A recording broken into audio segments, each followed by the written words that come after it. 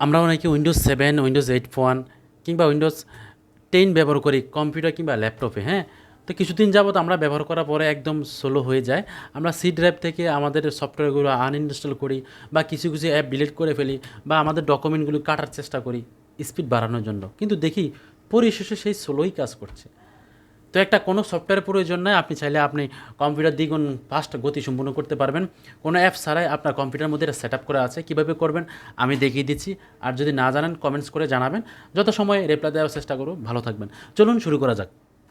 প্রথমে computer search অপশনে আসবেন, ভালো করে ফলো করবেন। সার্চ অপশনে এসে আপনি লিখবেন DISK ক্লিন আপ, শুধু এতটুকু লিখে এন্টার প্রেস করলেই কিন্তু আপনার সামনে একটা সফটওয়্যার শো করছে কম্পিউটারের মধ্যে, ডিস্ক ক্লিন আপ। এখানে ক্লিক করবেন। এখানে ক্লিক করার পরে আপনি সমস্ত ফরম্যাটগুলো দেখতে পাবেন। আপনার সি ড্রাইভ, আপনার ডি ড্রাইভগুলো আপনি একটা একটা করে করবেন, হ্যাঁ। ওকে ক্লিক করবেন।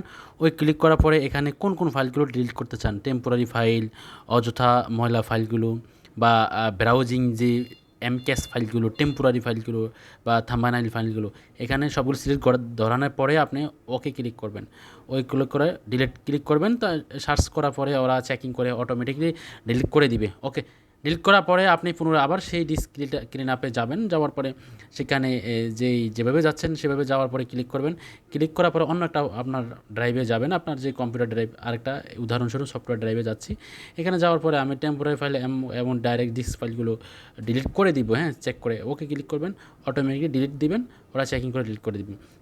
তাহলে এভাবে প্রত্যেকটা ড্রাইভে আপনি ক্লিন করে আপনি কম্পিউটার সুপার ফাস্ট করতে পারবেন। আজকের জন্য এখানেই শেষ।